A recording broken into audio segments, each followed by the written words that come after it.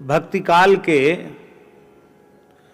दो ग्रंथ, भाषा ग्रंथ, अपने आप में अनुपम हैं और अद्वितीय हैं।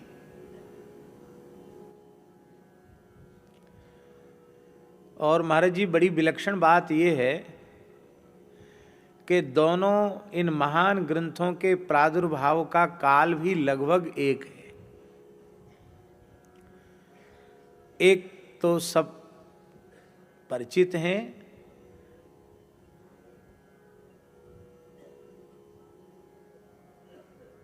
गोस्वामी श्री तुलसीदास जी महाराज की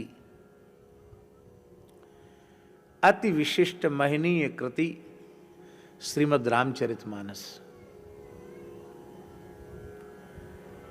रामचरितमानस के रूप में वस्तुतः भगवान श्री राम का संवत 1631 में श्री रामनवमी के पवित्र अवसर पर मंगलवार के दिन जो ग्रह गोचर की स्थिति रामावतार के काल में थी, वही ग्रह गोचर की स्थिति संवत 1631 श्री रामनवमी मंगलवार मध्याह्न काल में उपस्थित हुई और उसी पावन वेला में श्रीमद् रामचरितमानस का प्रादुर्भाव हुआ।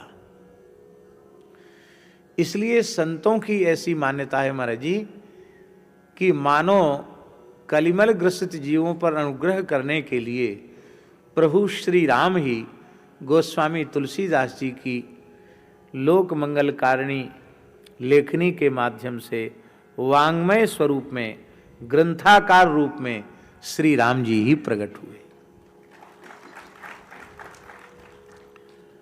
और एक विलक्षण बात है महाराज जी, ग्रंथाकार में श्री राम जी प्रकट हुए संवत 1631 में। स्वयं गोस्वामी जी ने कहा, संवत 1631 करूं कथा हरिपद धर सीसा, नवमी भौम बार मधुमासा, अवधपुरी यह चरित प्रकाशा। इसलिए स्वयं ग्रंथ का कर्ता ही समय का, संवत का, मुहूर्त का निर्देशन कर रहा है, इसलिए किसी को कोई संदेह का अवसर ही नहीं है। और उसी दिन महाराज जी संवत 1631 में रामनवमी मंगलवार के दिन, उसी दिन ओरछा के परम भक्त महाराज श्री मधुकर साह महाराज की परम भक्तिमती महारानी कुंवर गणेश बाई के अंक में शरीव जी से श्री राम राजा सरकार भी प्रकट हुए। तो सकल विग्रह के रूप में, श्री विग्रह के रूप में उस तिथि पर श्री राम जी का प्रादुर्भाव, ग्रंथ के रूप में उस तिथि पर श्री राम जी का प्रादुर्भाव, और श्री राम जी की जयंती तो वह ही है, रामनवमी है। लगभग उसी काल में भक्तमाल ग्रंथ का प्रादुर्भाव। किंतु समस्या यहां यह है कि जैसे तुलसीदास जी महाराज ने रामचरितमानस का रचना काल, उसका संवत अपने ग्रंथ में निर्देशित कर दिया, स्पष्ट कर दिया, नाभा जी ने पूरे भक्तमाल ग्रंथ में कहीं कोई सन संवत का उल्लेख नहीं किया। इसलिए मीमांसक, विचारक बहुत विचार करते हैं भक्तमाल के रचना काल के संबंध में। लेकिन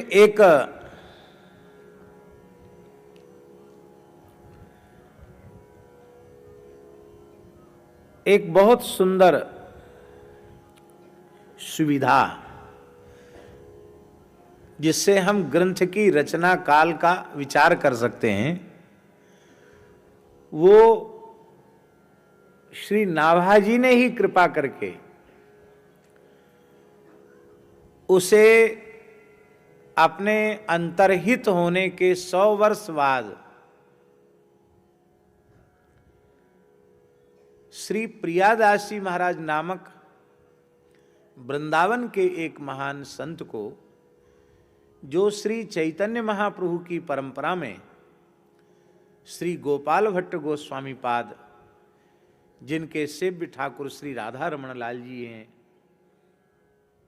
उन गोपाल भट्ट गोस्वामी जी के प्रशिष्य, गोपाल भट्ट गोस्वामी जी के शिष्य श्री श्रीनिवासाचार्य जी और उनके शिष्य श्री मनोहर दास जी और प्रशिष्य के शिष्य मनोहर दास जी के शिष्य श्री प्रियादास जी, ये गुरु परंपरा है उनकी। उन्होंने भक्तमाल ग्रंथ की टीका की रचना स्वयं नाभाजी की आज्ञा से लिखी और नाभाजी महाराज ने भगवत धाम महाप्रयाण के 100 वर्ष पश्चात प्रकट होकर उन्हें दर्शन दिया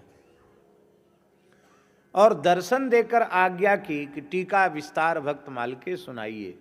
विस्तार पूर्वक भक्तमाल की टीका लिखो, मूल के ऊपर तुम टीका लिखो। और जब श्री प्रियादास जी ने टीका पूर्ण की भक्तमाल ग्रंथ की भक्ति रसबोधनी नाम की टीका, तो उन्होंने बड़ी कृपा हम सब लोगों को पर की कि उन्होंने अपनी टीका में संवत स्वयं ही निर्देशित कर दिया।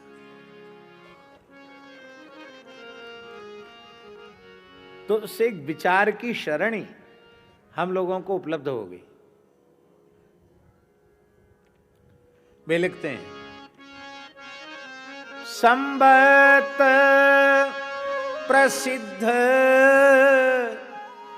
10,7,69 संवत प्रसिद्ध 10,7,69 फाल्गुन मास बदी सप्तमी बिताएंगे। फाल्गुन मास बदी सप्तमी बिताएंगे। इतने ही अंश को कहना है। 10,7,69 माने संवत 1769 में फाल्गुन कृष्ण सप्तमी को मैंने भक्तमाल ग्रंथ के ऊपर भक्ति रस बोधनी नामक यह टीका परिपूर्ण की। यह प्रियादासी ने लिख दिया। अब यह भी स्पष्ट है कि नाभाजी ने स्वधाम गमन के 100 वर्ष बाद उनको प्रकट होकर दर्शन देकर ग्रंथ लेखन की आज्ञा दी। तो संवत 1769 तो टीका की पूर्णता का समय हुआ। इससे 100 वर्ष पहले चले जाएं,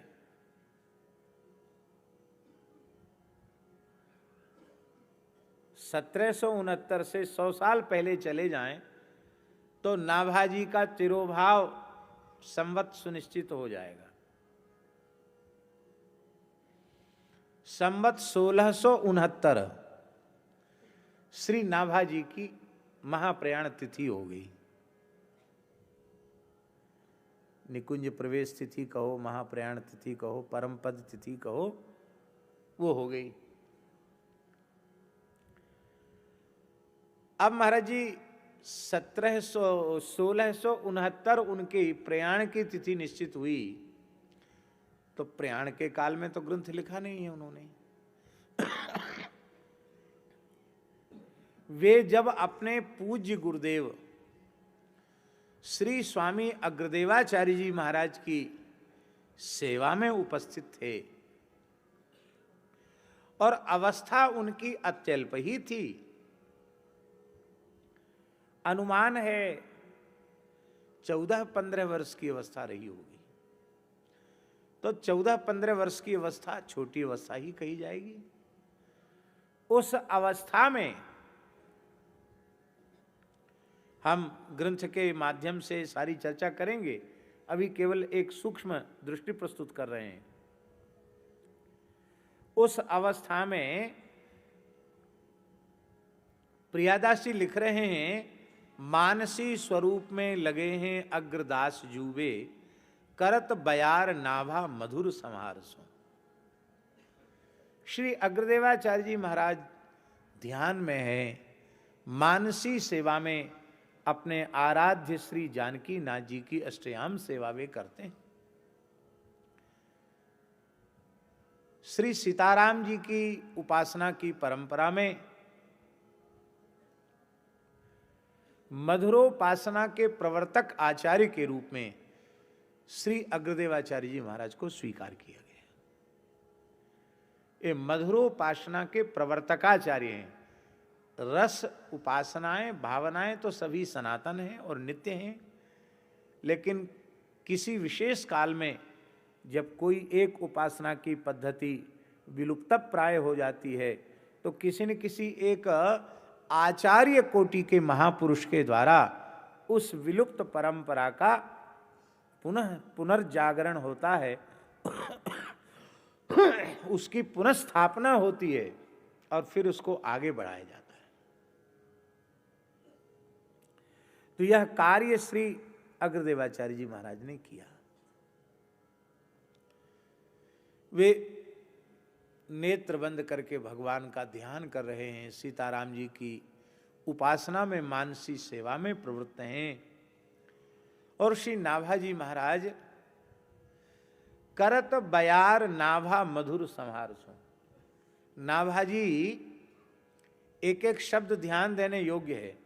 करत बयार नाभा मधुर संहारसों, सेवक को स्वामी की सेवा में, सद्गुरु की सेवा में, पूज्य की पूजा में कितना सावधान होना चाहिए, ये एक ध्यान देने योग्य बात है।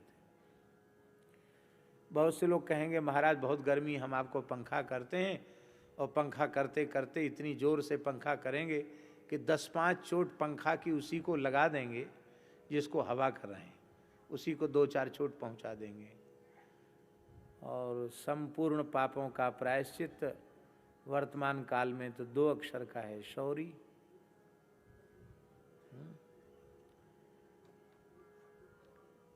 अब गुरुदेव मानसी सेवा में विराजमान हैं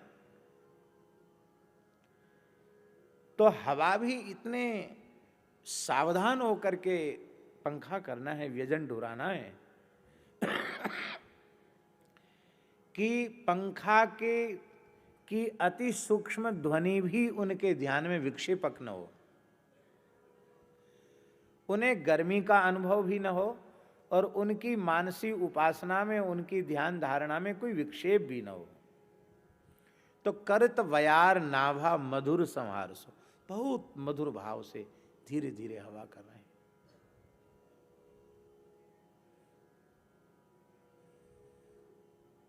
हमारे महाराज जी सुनाते थे, पूज्य गुरुदेव भक्तमाली जी, कि कोई सिद्ध पुरुष थे, उच्च कोटि के महात्मा थे, उनकी सेवा में रहने वाले जो उनके शिष्य थे वो भी गुरुगत प्राण ही थे, बड़े उच्च कोटि के थे, वो भी सत्य घटनाएं महाराज जी। तो गुरुदेव भरत चरित्र वर्णन कर रहे थे और शिष्य पंखा जल रहा था। तो ऐसी कोई विलक्षण प्रेम की बात आई कि शिष्य संभल नहीं पाया और वह प्रेम के आवेग में मूर्छित होकर गिर गया। गुरुजी बड़े सावधान, कीर्तन कराया, लोगों ने उसे उठाया, दूसरी ओर ले गए।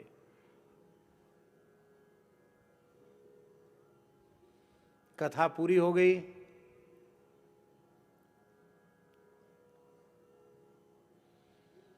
गुरु महाराज आसन पर पधारे और गुरुजी ने बड़े स्नेहपूर्वक कहा शिष्य से कि अब तुम्हारी सेवा पूरी हो गई, अब जाओ भजन करो, बच्चा जाओ भजन करो।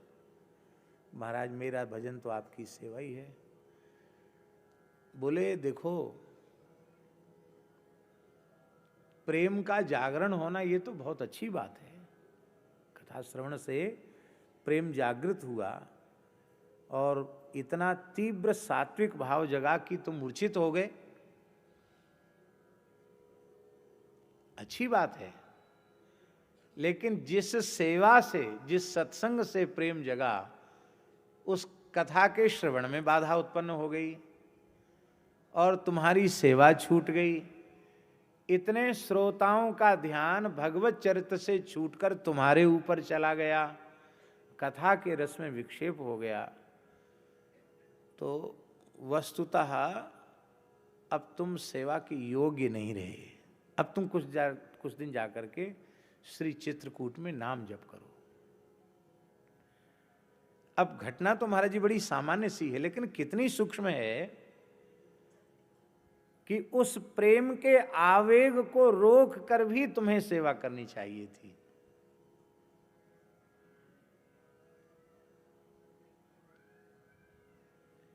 किसी भी प्रकार से निकट रहने वाले साधक के द्वारा, शिष्य के द्वारा, व्यक्ति के द्वारा उपास्य की सेवा में विक्षेप उत्पन्न नहीं होना चाहिए। किसी भी सेवा में करत बयार नाभा मधुर संहार सु। और उसी समय श्री स्वामी अग्रदेवाचार्य जी महाराज का, आचार्य चरण का एक सेवक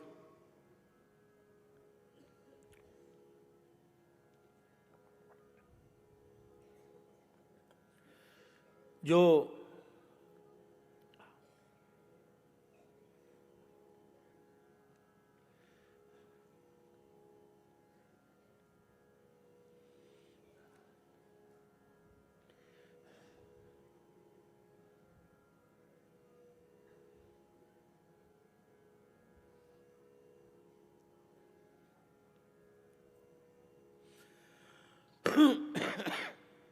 नहीं पर्याप्त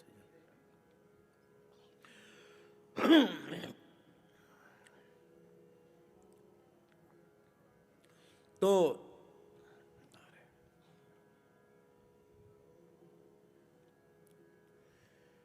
शिष्य विपत्ति में पड़ा।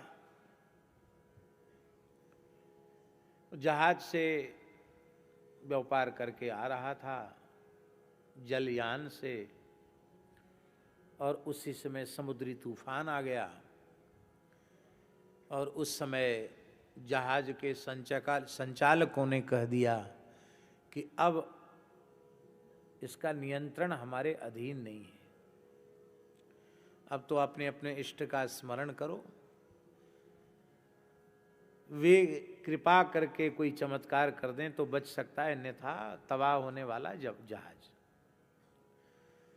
तो शिष्य जो था वो हृदय से यह बात स्वीकार करने वाला था, गुरु साक्षात परब्रह्म तस्मै श्री गुरवे नमः। उसने समर्थ सद्गुरुदेव श्री अग्रदेवाचार्य जी को आर्त भाव से पुकारा कि हे गुरुदेव, मैंने तो भगवान को देखा नहीं, मेरे भगवान तो आप ही हैं, मैं आप पुकारता हूं, आप मेरी रक्षा करो। हृदय की पुकार आचार्य चरण तक पहुंच गई और आचार्य चरण का ध्यान सेवा से छूटा। अब पंखा झल रहे हैं नाभाजी, उनके मन में आया कि गुरुजी के श्रीअंग की सेवा ही केवल मेरी सेवा नहीं है, वे जिन अपने उपास्य आराध्य की सेवा कर रहे हैं उस सेवा में विक्षेप आ जाएगा तो मेरा सेवक धर्म नष्ट हो जाएगा। इसलिए गुरुजी को कष्ट क्यों करना पड़े, हमारे गुरु भाई पर संकट आया है तो गुरुजी को क्यों कष्ट करना पड़े, उनकी सेवा क्यों छूटे। पंखे के पवन के संकेत से ही समुद्री तूफान की दिशा को उलट दिया नाभाजी ने और अपने संकल्प से ही शिष्य निर्विघ्न रूप से निर्भयता पूर्वक जहाज के सहित किनारे लग गया। पर समर्थ सद्गुरु अपने भावमय देह से एक ही क्षण में समुद्र तट पर पहुंच चुके थे और वे समुद्र भगवान की विभूति है। सरसामस्मि सागरः, तीर्थाधिराज है, तीर्थाधिपति है समुद्र, इसलिए समुद्र भगवत विभूति है। भगवान के श्रीअंग के समान उसकी शोभा है, उसके जल की। वो ध्यान करने लगे गुरुजी वहाँ। तब नाभाजी ने बड़े विनम्र भाव से कहा कि प्रभु, आप युगल को माला पहना रहे थे और उसी समय गुरु भाई ने आपको पुकारा, आप यहाँ आए। युगल अति सुकुमार हैं और आपकी माला को अंगीकार करने के लिए मस्तक झुकाए बस सामने बैठे हैं। आप कृपा करके उन्हें माला धारण करावें। आपकी कृपा से गुरु भाई का संकट तो दूर हो गया। आप तत्काल सेवा में आ गए मानसी राज्य में और भगवान की सेवा संपन्न करके नेत्र खोले। और नेत्र खोलने के बाद पूछा, बोले हो कौन? ये मेरे भीतर प्रवेश करके कौन बोला?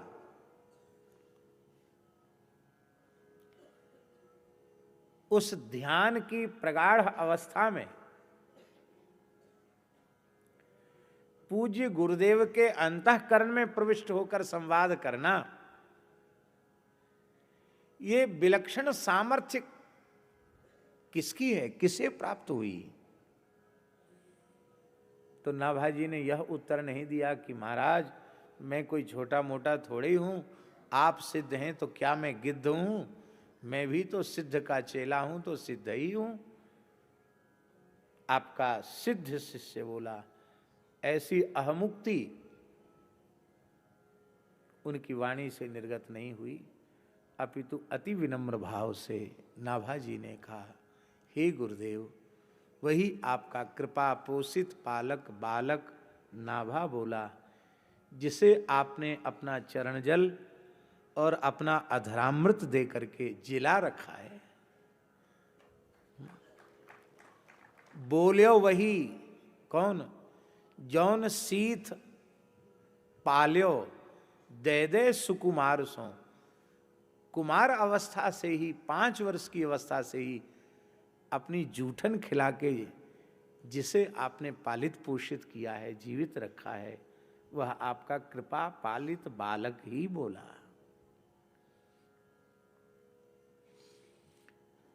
सिद्ध शब्द का अर्थ ही यही है, पूर्ण विकृति जिसमें आ जाए वही सिद्ध है? कनी रह जाए, गांठ रह जाए, विकृति पूरी आई नहीं तो सिद्ध कैसे हो सकता?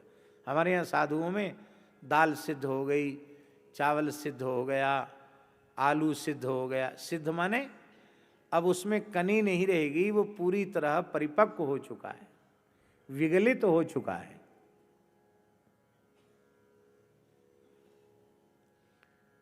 और ये सिद्धावस्था कैसे आती है? ये किसी जंत्र मंत्र तंत्र टटका टोना इधर उधर करने से नहीं आती है। ये सिद्धावस्था कैसे आती है? इस संबंध में सिद्धों का ही वचन प्रमाण है। सिद्धाः ऊचुः, सिद्धाः ऊचुः, सिद्ध कह रहे हैं। अयं त्वत्कथामृष्ट पीयूष नद्यां मनोवारणः क्लेश दावाग्निदग्धः त्रिशार्तो वगाढो न सस्मार दावम न निष्क्रामति ब्रह्म संपन्न वन्नः। अयं कः, अयं मनोवारणः गजेंद्रः, ये मनरूपी हाथी इस भवाटवी में लगी हुई जो भयंकर आग है उसे झुलस रहा था। क्लेश दावाग्नि दग्धा, अब तृषार्ता, जल भी रहा था और तृषार्त भी हो रहा था, प्यास से विकल हो रहा था। उसी समय उसकी दृष्टि पड़ी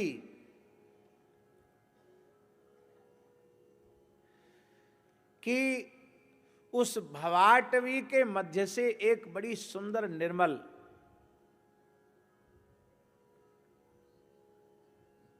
गंगा जी, समझ लो ब्रह्म द्रव स्वरूपा श्री गंगा जी प्रवाहित हो रही है।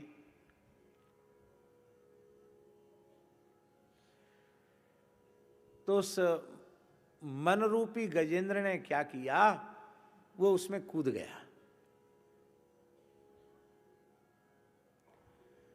अब जैसे ही उसमें निमज्जित हुआ तो न सस्मार दावम, विलक्षण बात है। सरिता के, सुर सरिता के दोनों तटों पर बसे हुए महदरण्य में प्रचंड अग्नि लगी हुई है, और वो महाराज जी देख रहा है कि इधर भी जल रहा है, इधर भी जल रहा है, पर देखता हुआ भी उस ताप से सर्वथा विनिर्मुक्त है। दावम नसस्मार, उस झुलसन का, उस तपन का, उस गर्मी का अनुभव वह नहीं कर रहा है। वह तो उस सुर सरिता की सुशीतल जलधारा में डूब करके ब्रह्म संपन्न हो रहा है। आहा, ब्रह्म संपन्न वन्नः।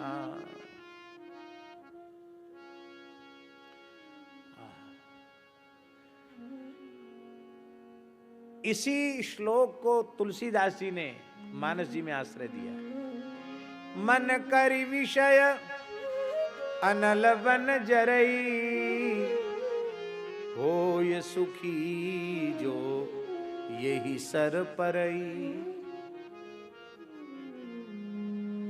इसका मतलब है कि यह जो विकृति है, यह जो सिद्धावस्था है, वो भगवत भागवत चरितामृत सुर सरिता में अपने मनरूपी हाथी को डुबाए बिना प्राप्त नहीं होती है। यही इसका सर्वोत्कृष्ट साधन है।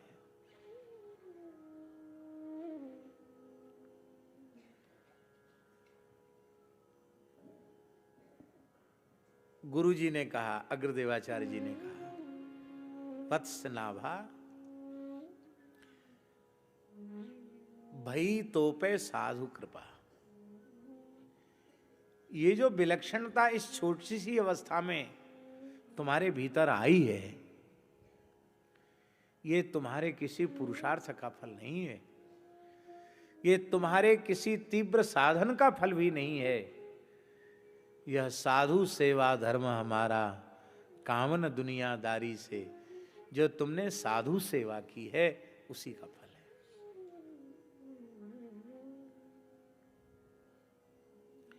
नाभाजी को उनके गुरुजी ने साधुओं की टहल में ही नियुक्त किया था। परोस के जिमाना, पत्तल उठाना, परोसना, सब प्रकार की संतों की सेवा। और महाराज जी विलक्षण बात है, सब लोग तो, अनधिकारी लोग तो इसकी महिमा को, गरिमा को नहीं समझेंगे, जिनका एक विशेष पक्ष का आग्रह या दुराग्रह है, किंतु इस प्रकार की बातें हमारे भक्ति ग्रंथों में हैं, और वर्तमान के ग्रंथों में नहीं, आर्ष ग्रंथों में इस प्रकार की बातें हैं कि भगवत प्राप्त दिव्य महत्पुरुषों के चरण जल और उनके उच्छिष्ट के सेवन से चित्त की ऐसी शुद्धि हुई है जो कई जन्मों तक साधन करने के बाद भी न हो। वैसी शुद्धि, चित्त की शुद्धि उसको ग्रहण करने से हुई।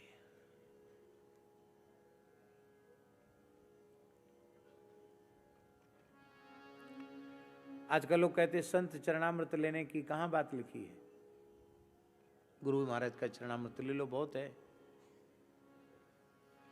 आप भागवत जी को प्रमाण मानते हैं कि नहीं?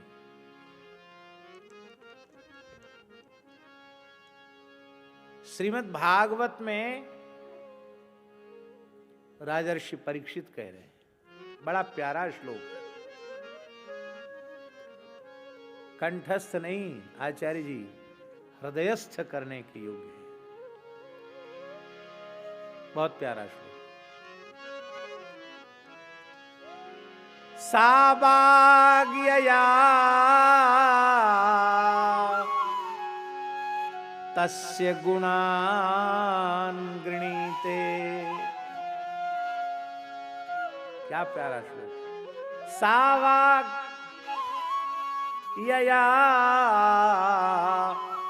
तस्य गुणान् गृणीते करौ च तत्कर्म करौ मनश्च स्मरेद् वसन्तं स्थिरजङ्गमेषु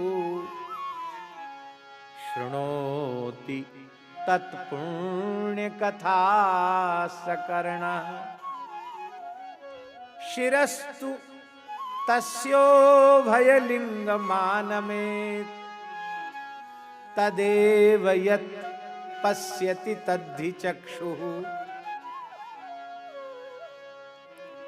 अब हमें केवल अंतिम चरण के ऊपर चर्चा करनी है।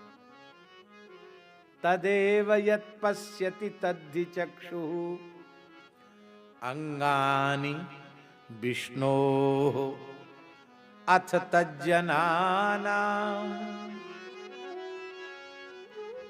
अथ का भी स्पष्ट निर्देश कर दिया। विष्णोः अथ तज्जनानांच अंगानि विष्णोरथ तज्जनानाम् पादोदकम् यानि भजन्ति नित्यम्।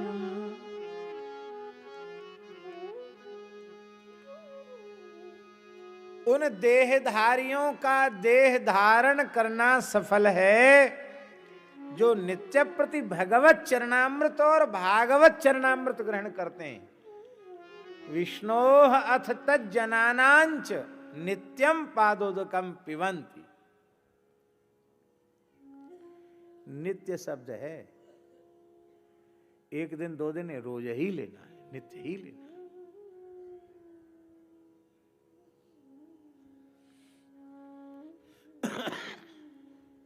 इस बात को सुनकर आचार्य महामुनीन्द्र परमहंस चक्र चूड़ामणि श्री सुखदेव जी को इतनी प्रसन्नता हुई, राजन मेरा कथा कहना सफल हो गया। तेरा चित्त इतना शुद्ध हो गया, भगवान की महिमा समझ में आ जाए इसमें भी कठिनाई है, पर भक्त की महिमा समझ में आ जाए इसमें तो बहुत भारी कठिनाई है। भगवत तत्व समझ में आ गया तो चित्त शुद्ध हो गया महाराज जी, और भागवत तत्व समझ में आ गया, भागवतों की महिमा समझ में आ गई तो चित्त शुद्ध नहीं विशुद्धतम हो गया। और इतने प्रसन्न हो गए सुखदेव जी बिना पूछे ही, बिना भूमिका के ही सीधे सीधे ही सुदामा जी का चरित्र वर्णन करने लगे।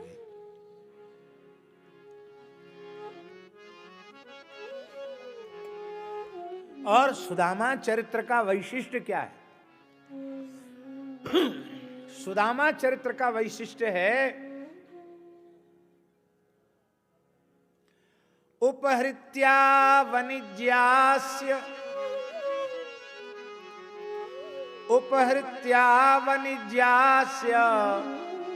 पादौ पादावने जनी अग्रहीत शिरसा राजन भगवान लोक पावनः।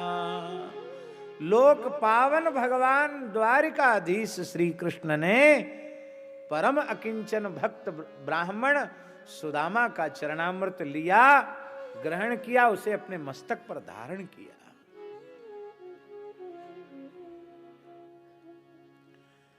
अरे मनुष्य की क्या चले, स्वयं हमारे रमण बिहारी चरण रज लेते हैं तो दूसरे की चले क्या। निरपेक्षम मुनिम शांतम निर्वैरम समदर्शिनम अनुब्रजाम्य हम नित्यम पूये ये त्यंग्रि रेणु भी। पीछे पीछे चलते हैं।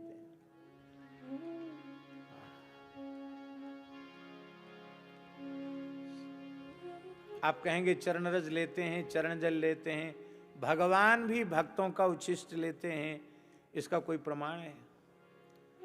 कम से कम ब्रजवासियों को तो नहीं सोचना चाहिए। क्यों? इसी बात में तो चकरा गए ब्रह्मा जी कि ये कैसा परब्रह्म परमात्मा जो गोप बालकों की जूठन खा रहा है, ये कैसा परमात्मा।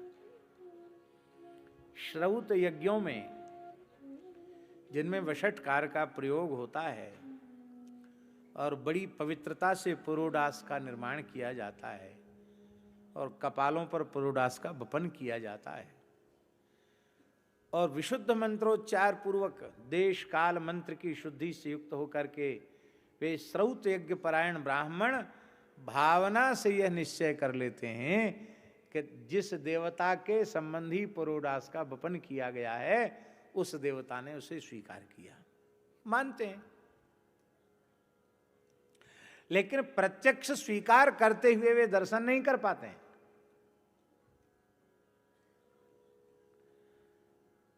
और ये कैसा परमात्मा है। वशिष्ठादि ऋषि पुरोडास का वपन करते हैं तो प्रत्यक्ष परमात्मा आरोग रहा है, देख नहीं पाते हैं। और ये गोप बालकों के बीच में बैठकर लइयोरे दैयोरे तेरी कड़ी कैसी, तेरी छाछ कैसी, तेरी मयरी कैसी, भगवान का जूठन छीन के खा रहे हैं और भगवान भी उनका जूठन खा रहे हैं। इसी से तो ब्रह्मा जी चक्कर में पड़ गए। तब आप एक प्रश्न कर सकते हैं कि बालक तो बालक होते हैं, उनमें कोई ज्यादा जूठे सखरे का विचार होता नहीं है, भगवान बालक ही तो हैं, तो इसलिए इसको आप प्रमाण नहीं बना सकते। यज्ञोपवीत हो गया हो, कुछ दो चार अक्षर पढ़ लिख गए हों, उसके बाद ऐसा किया हो तो विचारणीय बात है। भगवान द्वारिकाधीश रूप में है। सारे संदेह अपास्त हो गए। पूर्ण वैदिक चर्या है भगवान की। उसी चर्या को देखकर तो नारद जी आश्चर्यचकित हैं। और भगवान समाधान करते हुए क्या कह रहे हैं? ब्रह्मन धर्मस्य वक्ता हम, ब्रह्मन अहम धर्मस्य वक्ता। केवल वक्ता नहीं हूं, करता, जो बोलता हूं उसके अनुरूप आचरण भी करता हूं। ब्रह्मन धर्मस्य वक्ता हम करता तदनुमोदिता तत्शिक्षयन् लोकमिमम् स्थितः, तत्शिक्षयन् इमं लोकम आस्थितः। उस वैदिक धर्म की अपने आचरण के माध्यम से शिक्षा देने के लिए ही इमं लोकम आस्थितः, मैंने इस लोक का आश्रय लिया है। इसलिए पुत्र मां खिद, बेटा नारद तुम खेद मत करो कि परब्रह्म परमात्मा को इतना कर्मकांड करने की क्या जरूरत पड़ गई। संध्योपासन, तर्पण, श्राद्ध, गायत्री जप, इस सब की परमात्मा को भला क्या आवश्यकता है। महाराज जी, हमने तो जैसा देखा है, मूल श्रीमद् भागवत में पूरे ग्रंथ में इतने प्यार से भगवान ने कहीं नारद जी को वत्स नहीं कहा, यहां बेटा कहा। क्योंकि नाटक इस तरह का है ना, नारद जी आते हैं तो भगवान चरण धोते हैं, पादोदक लेते हैं, उनकी आरती पूजा करते हैं। भगवान गृहस्थ हैं, क्षत्रिय हैं, वो ब्रह्मा जी के साक्षात मानस पुत्र हैं, देवर्षि हैं, विरक्ता नाम शिरोमणि हैं। तो भगवान अपने गृहस्थ वाला नाटक करते हैं, वो भी विरक्त वाला नाटक करते हैं। पर यहाँ भगवान भगवत्ता में स्थित होकर के, वत्स बेटा नारद तुम अपने मन में खेद मत करो। और वो भगवान श्री कृष्ण पांडवों के राजसूय यज्ञ में जब पधारते हैं सबको सेवा के विभाग वितरित कर देते हैं और स्वयं के लिए पूछते हैं धर्मराज युधिष्ठिर, यज्ञ में मुझे कौन सी सेवा मिलेगी? कहा प्रभु आपकी तो अग्र पूजा हुई है, तो आप तो पूजा लो। भगवान बोले मुफ्त खोर नहीं है हम, कि मंगला भोग और श्रृंगार भोग और बाल भोग और राज भोग और अत्थापन भोग और संध्या भोग और शयन भोग 5-5, 7-7 बार आरोगें और करें धरें, कुछ नहीं। जाको को खाए ताकि टहल बजायो करे, खाने वाले को कुछ न कुछ सेवा करनी चाहिए। हमारे पूज्य गुरुदेव पहाड़ी बाबा महाराज कहते, दास को उन्होंने खाक चौक में महंत पद पर प्रतिष्ठित कर दिया था और महाराज जी पुराने महापुरुष थे। वो कहते देखो विद्यार्थियों को पढ़ाना ये तो तुम्हारा काम है, पढ़ाओ, ये स्थान की सेवा में नहीं है। ये तुम तो पढ़ाते हो ठीक है, स्थान में राम जी का प्रसाद पाते हो तो कुछ न कुछ सेवा किया करो। बाहर चले जाओ तो कोई बात नहीं, जब तक हो तब तक कोई ना कोई सेवा करोगे तो ही प्रसाद पाने के अधिकारी होगे, नहीं तो नहीं। महंत बना दिया, इसका क्या मतलब? महाराज जी आज्ञा करें। बोले अब तुमसे और कोई काम करवावे कि बर्तन मांजो और रसोई बनाओ, उसको तुम जानते नहीं, कर नहीं पाओगे, पूजा किया करो। जब तक यहां रहो तब तक पूजा करना, जिससे राम जी का प्रसाद पच सके। अब वो दृष्टि कहां है? श्री कृपा बिहारी भगवान की जय।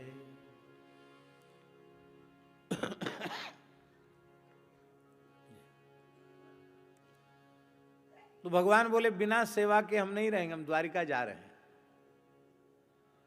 अब सब लोग सोच रहे थे कि महत्वपूर्ण सेवा के सभी विभाग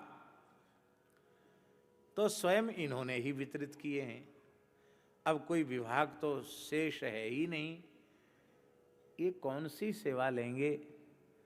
युधिष्ठिर ने कहा महाराज आपको सेवा बताएगा भला कौन, आप स्वयं ही सेवा अपनी चयन कर लीजिए, आपके लिए कौन सी सेवा उपयुक्त है। ठाकुर जी बोले हमने सेवा बांटने में चतुराई की है। क्या? बोले सब विभाग बांट दिए, जो अपने पास रखना था उसको हमने बोला ही नहीं। अब सबके कान खड़े हो गए महाराज जी कि कौन सा ऐसा महत्वपूर्ण विभाग है जिसको प्रभु ने किसी के सामने नहीं बताया।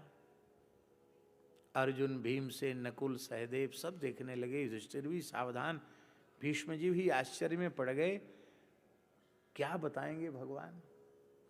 भगवान ने कहा इस यज्ञ में ऋषि मुनि महात्मा पधारेंगे, साधु ब्राह्मण पधारेंगे, उनके चरण धोने की सेवा और उनकी जूठी पत्तल उठाने की सेवा इस दास की।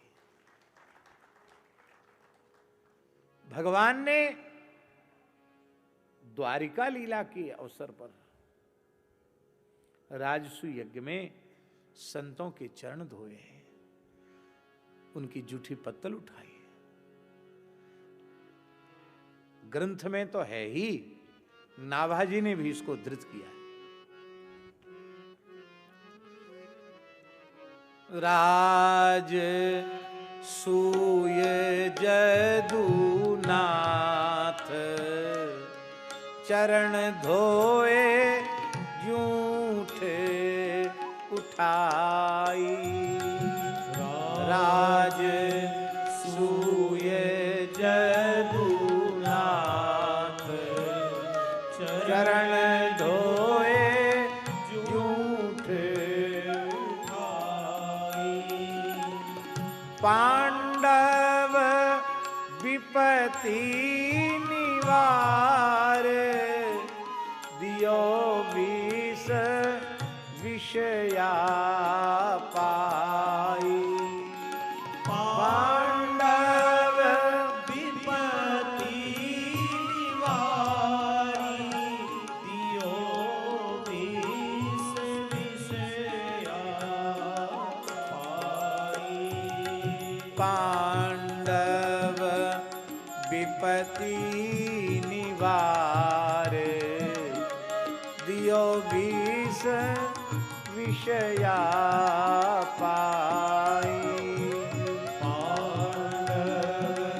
विपत्ति निवारी, दियो विष विषया पाई।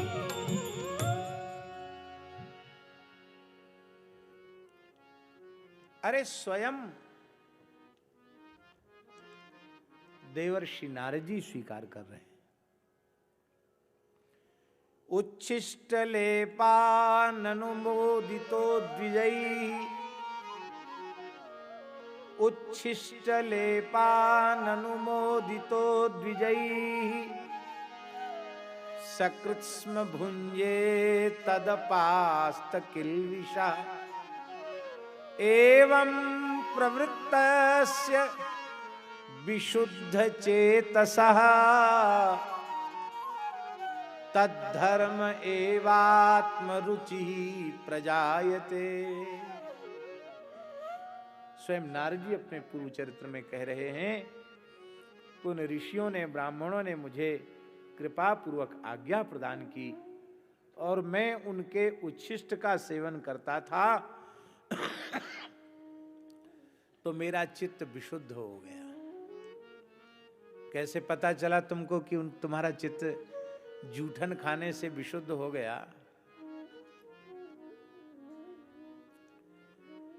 तो कह रहे हैं तद्धर्म एवात्म रुचि प्रजायते। संतों का जो, भागवतों का जो धर्म है, उस धर्म के आचरण में मेरी रुचि उत्पन्न हो गई। यही विशुद्ध चित्त का अनुमापक है। संतों का जो चरित्र है, आचरण है, उनका जो सदाचार है, वह अपने जीवन में प्रतिष्ठित होवे, वो अशुद्ध अंतःकरण में प्रतिष्ठित हो ही नहीं सकता है। महाराज जी, आचार की प्रतिष्ठा पहले अंतःकरण में होती है, इसके बाद व्यवहार में होती है। अंतःकरण में प्रतिष्ठा नहीं होगी तो व्यवहार में प्रतिष्ठा कैसे होगी? और आचार प्रथमो धर्म और आचार प्रभवो धर्म, दोनों ही बात होती है।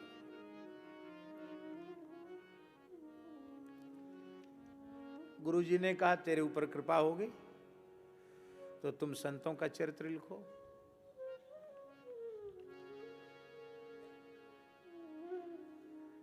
नाभाजी का व्यवहार कितना संयत है, सावधान है। नाभाजी ने कहा बोल्यो कर जोर, हाथ जोड़ के कहा या को पावत ना और छोर।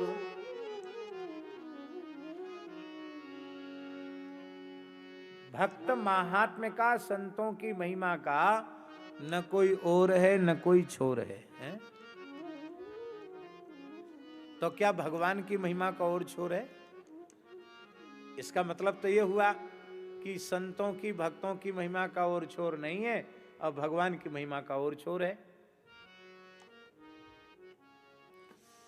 बोले भले ही भगवान की महिमा का और छोर न हो, लेकिन फिर भी मैं उसको गा सकता हूं। कैसे गा सकते हो?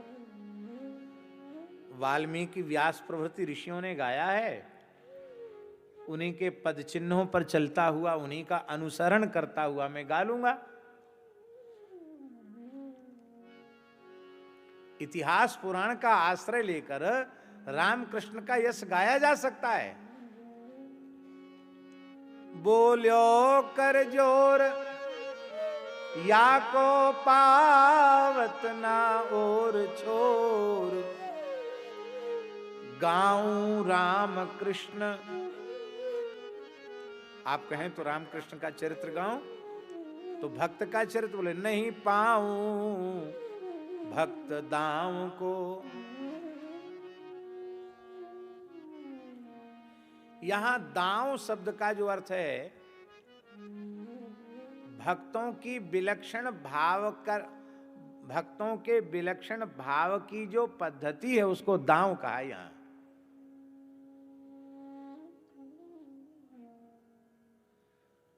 अब देखिए एक संकेत, 6 मनवंतर तक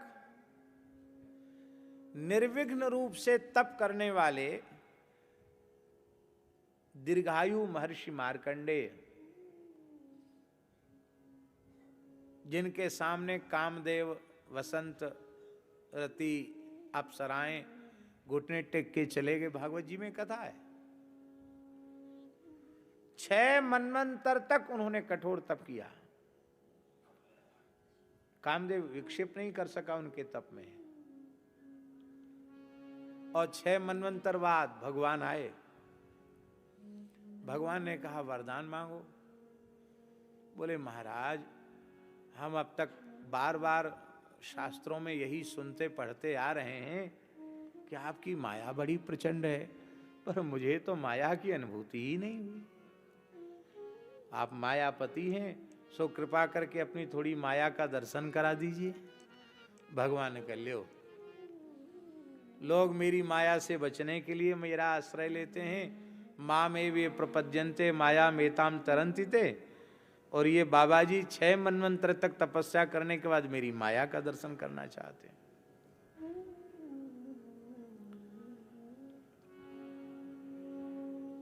और पद्म पुराणोक्त भागवत महात्म्य के अनुसार शुकदेव जी अपनी माता के गर्भ में हैं, अब बाहर ही नहीं आ रहे हैं।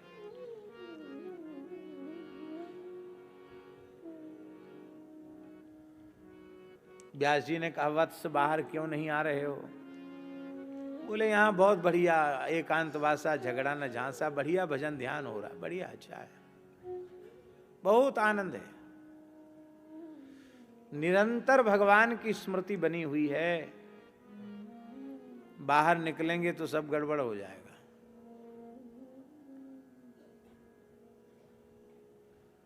माया स्वरूप की विस्मृति करा देगी, भगवान का विस्मरण हो जाएगा। इसलिए माया के कारण मैं बाहर नहीं आ रहा हूं। 12 वर्ष तक रह गए, एक माया के कारण जन्म नहीं ले रहे हैं, दूसरे 6 मनवंतर तक तपस्या करके माया देखना चाहते हैं।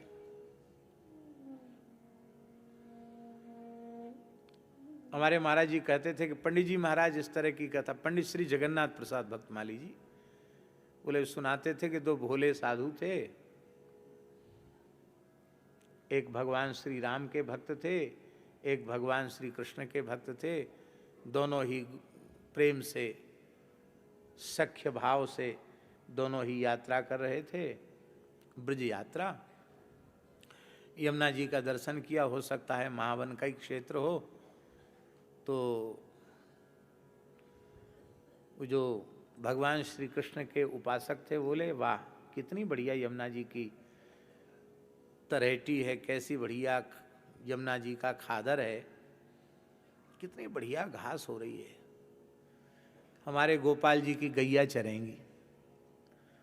और राम जी के बहुत वाह गैया क्यों चरेंगी, गैया चरने के लिए पूरी दुनिया पड़ी है, कहीं चराओ गैया, यहाँ तो हमारे राम जी के घोड़ा चरेंगे, ये घास तो घोड़ों के लायक है। न वहां घोड़ा उपस्थित है, न वहां गाय उपस्थित है। नहीं, तुम्हारे राम जी की गैया, तुम्हारे राम जी का घोड़ा कैसे चरेगा? घोड़ा चराना जाओ अयोध्या में, ये ब्रज है, यहाँ घोड़ा नहीं चरेंगे, यहाँ गैया चरेंगी। अरे बोले भाई ब्रज है तो क्या हुआ, छोटे सरकार ने ब्रज बसाया है। शत्रुघ्नश्च मधो पुत्रम लवणम नाम राक्षसम हत्वा मधुबने चक्रे मथुराम नाम वही पुरीम, पढ़ा नहीं तुमने 9वें स्कंद में? ये ब्रज तो हमारे छोटे सरकार का बसाया हुआ है, ऐसा वैसा थोड़ी ही है। हमारे राम जी तो एक छत्र सम्राट हैं, सब कुछ उनके अधीन है, उनके घोड़ा सब जगह चर सकते हैं। तुम्हारी बपौती नहीं है ब्रज में। बोले तुम चाहे जितना बोलो कहो, हम कुछ नहीं, हम तो यहाँ गैया ही चरने देंगे, घोड़े तो झांकने नहीं देंगे। दोनों में झगड़ा हो गया। तो पंडित जी महाराज कहते थे कि पुराने महात्मा कुछ अपनी नित्य क्रिया के लिए भी कुछ रखते थे, खंती रखते थे मिट्टी खोदने के लिए खंती, और कहीं अपना कुछ भी करना है और शुद्धि के लिए पवित्र मिट्टी आहरण के लिए, मृदा आहरण के लिए भी खंती रखते थे। खंती रखते थे, कुल्हड़ी लगते थे, जंगल में सूखी लकड़ी काटना है धूना के लिए तो कैसे करेंगे, धूना चैतन्य रखने के लिए।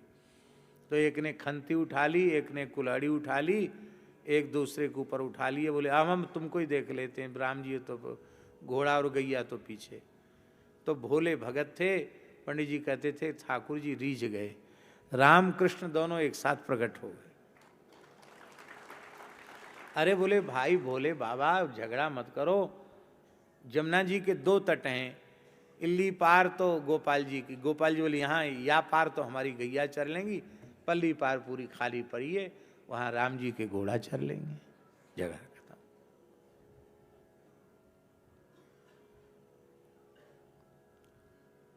एक ही उपास्य आराध्य के प्रति भक्तों के विलक्षण भाव, विभिन्न प्रकार के भाव।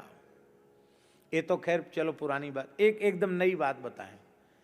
हमारे वृंदावन में राधा वल्लभ संप्रदाय के एक बहुत उच्च कोटि के महापुरुष थे, नाम आप लोगों ने सुना होगा, पूज्य चरण श्री ललिता चरण गोस्वामी जी। विद्वान तो थे ही, अनुभव राज्य में भी उनका बहुत गहरा प्रवेश था। उनके कई संत, हमारे पूज्य महाराज जी से भी उनका बहुत प्रेम था, गोस्वामी जी का बड़ा उत्तम जीवन था उनका। तो एक बार रात्रि को 12 साढ़े 12 बजे एकांतिक उनका सत्संग हो रहा था। तो किसी साधक ने महाराज जी पूछा कि राधा वल्लभ लाल जी कब यहाँ कौन लीला करते हैं, आपके तो ध्यान में रहता है, इस समय राधा वल्लभ लाल जी क्या कर रहे हैं। तो उन्होंने नेत्र बंद किए और हंसने लगे। कहा महाराज जी क्यों हंस रहे हैं। बोले रेतिया बाजार में एक भड़भूंजा के दुकान पर बैठ करके राधा वल्लभ लाल जी गरम गरम भाड़ खा रहे हैं।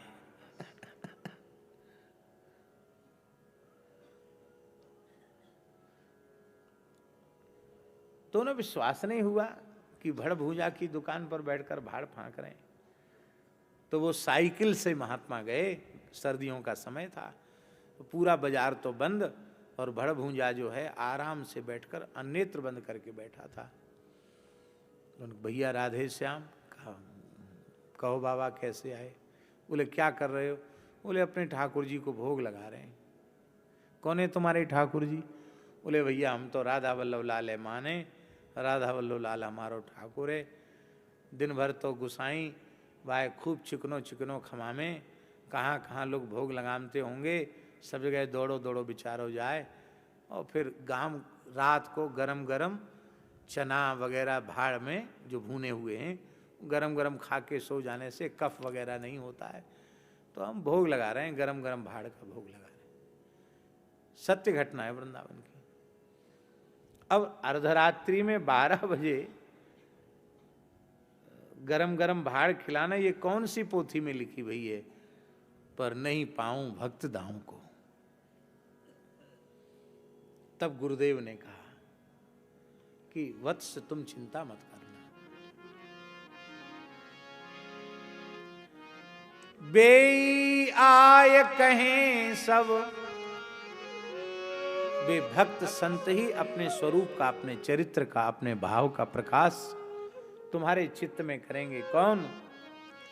जिन ले दिखाए दई सागर में नाव को। कहाँ राजस्थान, कहाँ समुद्री क्षेत्र, और सैकड़ों किलोमीटर दूर खड़े होकर के तुमने देख लिया कि समुद्र में तूफान उठ रहा है और मेरे गुरुदेव का शिष्य गुरुदेव को पुकार रहा है, और तुमने पंखे के पवन से ही तूफान की दिशा बदल दी।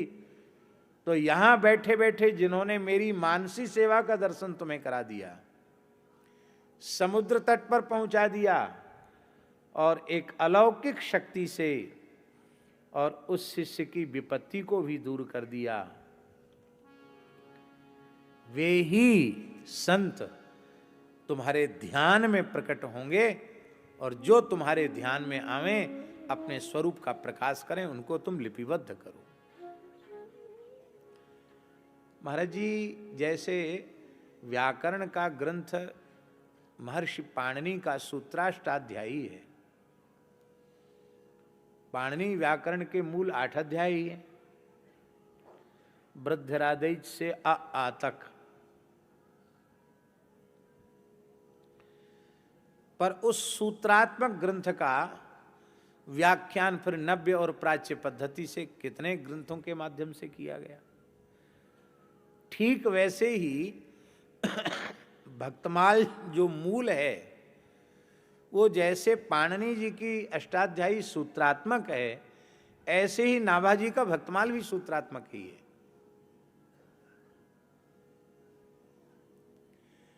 कई कई भक्तों के तो नाम ही उन्होंने केवल दिए, एक छप्पे में कई कई भक्तों के नाम। इसलिए 100 वर्ष बाद उन्होंने नाभा प्रियादास जी को आज्ञा की कि तुम इसकी टीका लिखो, लोग समझ ही नहीं पा रहे हैं।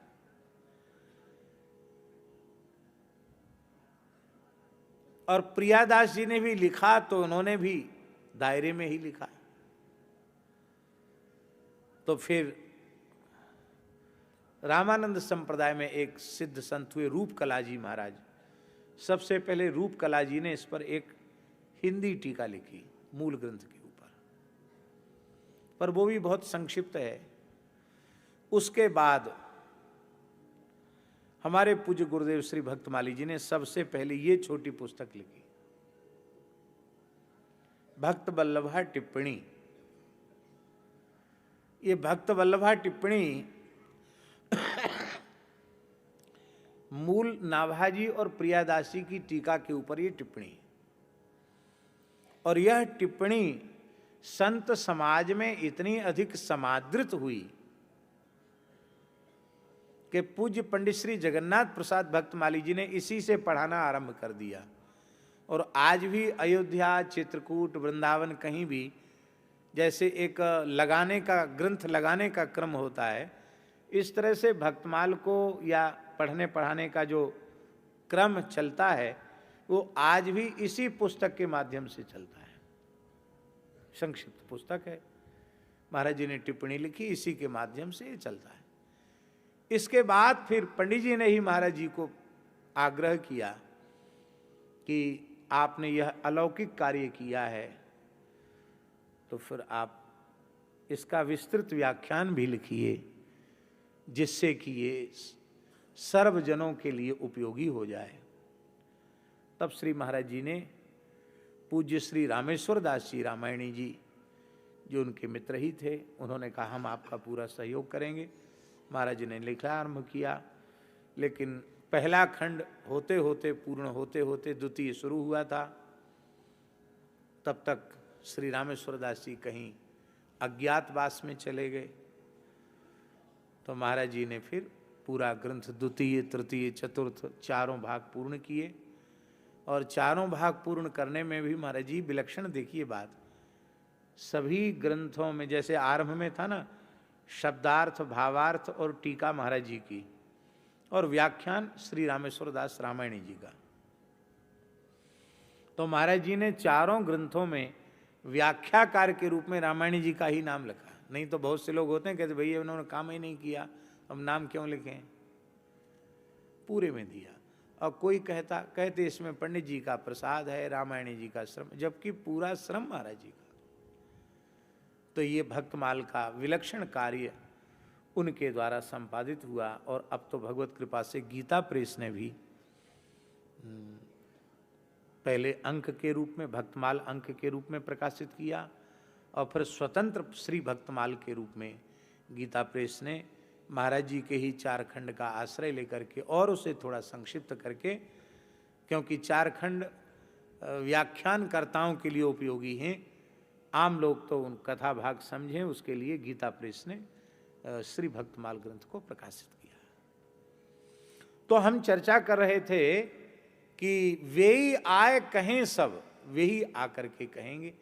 इसलिए भक्तमाल ग्रंथ पर ऐसा कोई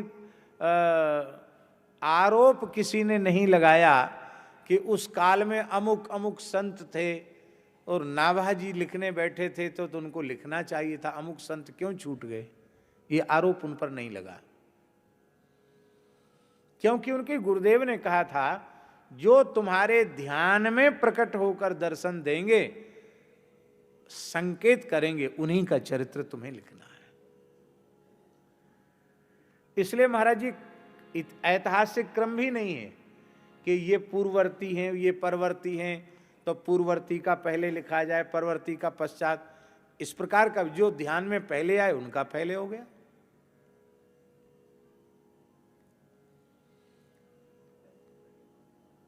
तो श्री नाभा जी ने अपने गुरुदेव की आज्ञा से कल ही वसंत पंचमी गई है, कल की ही तिथि से भक्तमाल ग्रंथ का आरंभ किया है लेखन नाभा जी ने। नाभा जी की जयंती भी महाराज जी वसंत पंचमी है, क्योंकि जयंती इसलिए उनकी वसंत पंचमी निर्धारित की गई है क्योंकि 5 वर्ष की आयु में तो गुरु महाराज की सन्निधि उनको मिल गई, माता पिता दिवंगत हो चुके थे, इसलिए उनके जन्म की निश्चित तिथि किसी को मालूम नहीं, पर बसंत पंचमी को ही उनकी दीक्षा संपन्न हुई। साधु साई दीक्षा जिसको कहते हैं, चला लंगोटी। तो हमारे यहाँ जिस दिन वेश होता है उस तिथि को भी जन्म तिथि ही माना जाता है।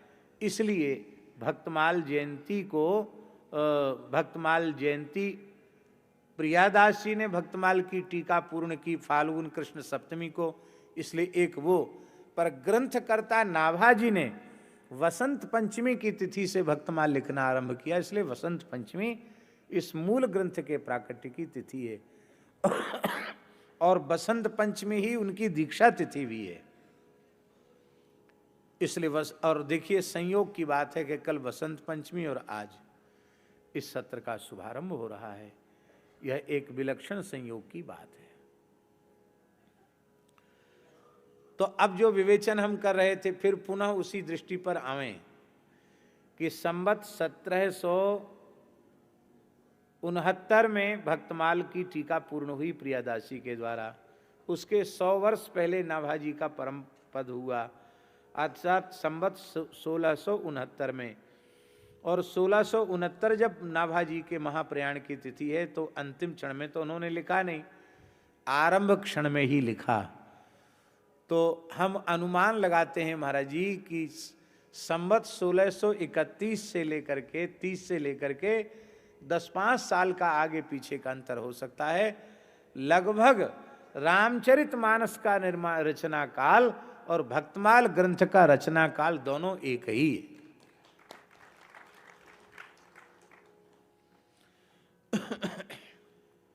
अब एक और बड़ी सुंदर बात है, रचना काल के संबंध में तो इस प्रकार का विवेचन है ही। एक और विवेचन पूज्य गुरुदेव ने किया है, वो विवेचन ये किया है कि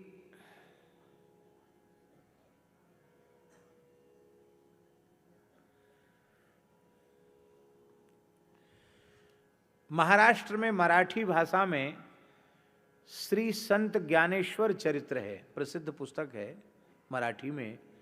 उसके लेखक हैं श्री मुमुक्षु जी और उसके मूल मराठी के हिंदी अनुवादक हैं श्री लक्ष्मी नारायण गर्दे जी। उन्होंने हिंदी अनुवाद किया है मराठी मूल संत ज्ञानेश्वर चरित्र का और वे प्रामाणिक माने जाते हैं।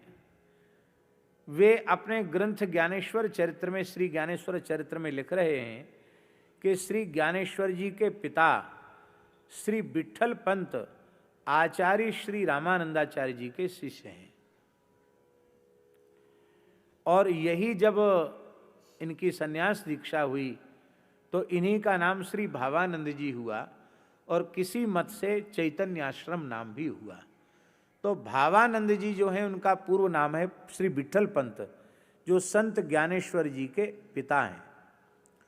और विट्ठल पंत जी का जन्म काल गर्दे जी ने, श्री मुमुक्षु जी ने माना है विक्रम संवत 1332। विक्रम संवत 1332 विट्ठल पंत जी का जन्म काल उन्होंने माना है। और इसी के अनुसार श्री रामानंदाचार्य जी का प्रादुर्भाव काल विक्रम संवत 12वीं शताब्दी का अंतिम चरण, माने ऐसा समझिए 12वीं शताब्दी का अंतिम चरण या 1256 के करीब स्वामी रामानंदाचार्य जी का आविर्भाव काल माना जाना चाहिए इस प्रमाण के अनुसार। और श्री रामानंदाचार्य जी का जन्म इसी तीर्थराज प्रयाग का ही है। कान्यकुब्ज विप्रकुल में पंडित श्री पुण्य सदन वाजपेयी के गृह में संवत 1256 में माघ कृष्णा सप्तमी को, उस दिन मकर संक्रांति भी थी, उस दिन मकर संक्रांति भी थी। मकर संक्रांति के पुनीत अवसर पर उनका आविर्भाव हुआ। और श्री कबीरदास जी का जो ऐतिहासिक काल है, उस समय सिकंदर लोदी देश का शासक था।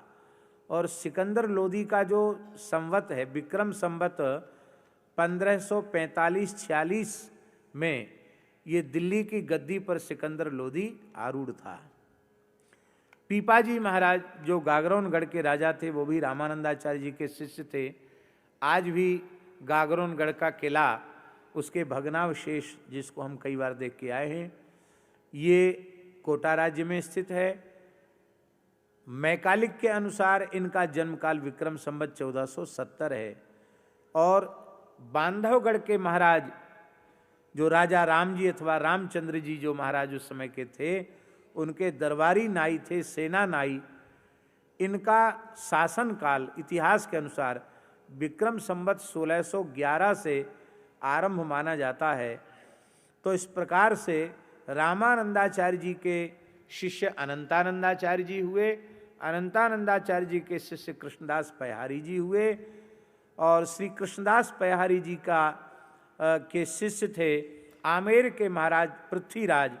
और पृथ्वीराज का जो काल है जयपुर के इतिहास के अनुसार विक्रम संवत 1556 से लेके 1584 तक, 1556 से लेके 1584 तक महाराजा पृथ्वीराज का समय इतिहासकारों ने सुनिश्चित किया है आमेर नरेश का, जो पयहारी जी के शिष्य थे।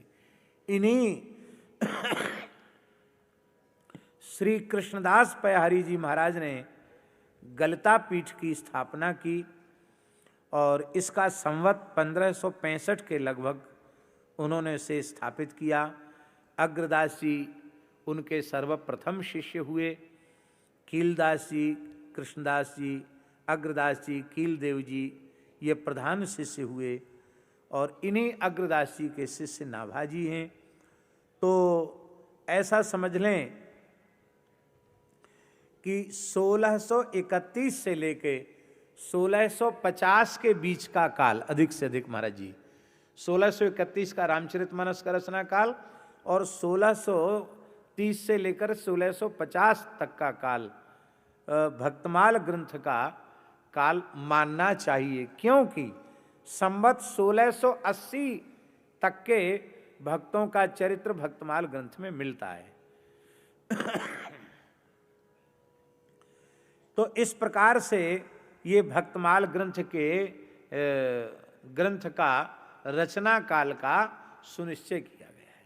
ये भक्तमाल ग्रंथ का रचना काल है।